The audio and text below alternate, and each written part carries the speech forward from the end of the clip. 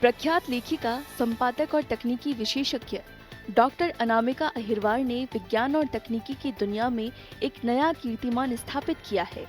अंतर्राष्ट्रीय स्तर पर प्रसिद्ध प्रकाशन विले ने हाल ही में उनकी पुस्तक ब्रेन इन्फॉर्मेटिक टेक्नोलॉजी को प्रकाशित किया, जो डेटा माइनिंग और मशीन लर्निंग के जरिए ब्रेन मैपिंग और मस्तिष्क के विश्लेषण की उन्नत तकनीकों को साझा करती है, जो चिकित्सा और तकनीकी शोध के लिए अत्यंत महत्वपूर्ण है।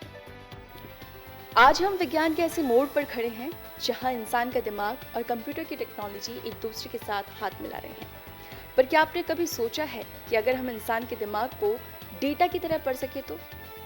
इसी विषय पर ज़्यादा जानकारी के लिए हमारे साथ मौजूद है डॉक्टर अनामिका अहिरवार जी, जो न केवल एक लेखिका और संपादक हैं, बल्कि विले में उनकी एक बुक भी पब्लिश हुई है जिसका नाम है ब्रेन इन्फॉर्मेटिक टेक्नोलॉजी।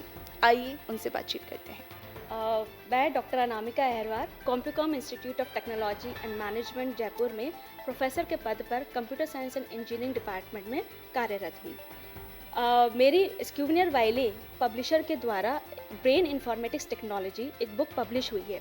ये मेरे लिए एक बहुत ही गर्व की बात है कि ये इंटरनेशनल पब्लिशर हैं यूके के, जिन्होंने मेरी बुक को प्रकाशित किया। ये बुक, इसमें बेसिकली 20 चैप्टर्स हैं। तो और मेरा उद्देश्य इस बुक को पब्लिश कराने का ये था कि इसमें बेसिकली हम 4 लोग, जो वुमेन हैं, चारों एडिटर्स, पहली मैं एडिटर हूँ, दूसरी डॉक्टर डी रोबी भट्ट हैं, तीसरी डॉक्टर डी धन्या हैं और चौथी डॉक्टर रोशनी चौधरी हैं।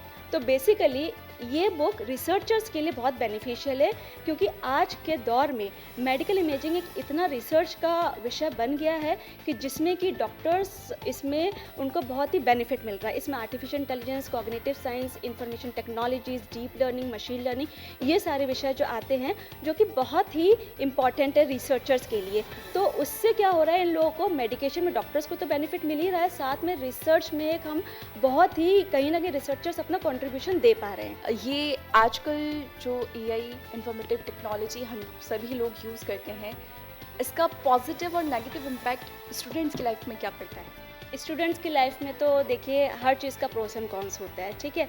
तो एआई अगर हम अच्छी तरीके से यूज़ करें कि जैसे मेडिकेशन में मैंने बताया, ठीक है, तो उसमें डॉक्टर्स अच्छी तरह उसको यूज़ कर, यही अगर हम एआई बच्चों को दूसरी फील्ड के, क्योंकि उसमें बहुत सारी ऐसी चीज़ें होती है जो एज के हिसाब से उनको नहीं भी जाननी चाहिए, लाइक, तो वो कभी कभी खुद से अगर वो स्क्रीनिंग करके उस सॉफ्टवेयर के थ्रू अगर देख ले मुझे ये बीमारी है, तो वो कहीं ना कहीं बच्चा डिप्रेशन में चलेगा, अरे मुझे तो इतनी बड़ी बीमारी हो गई, मेरा ट्यूमर इतना बड़ा है, लाइक, यही चीज़ अगर डॉक्टर्स के पर्सपेक्टिव में देखें तो वो उसे पॉजिटिवली लेंगे कि हाँ, इसको हम थोड़ा सा सही कर सकते हैं मेडिकेशन के थ्रू।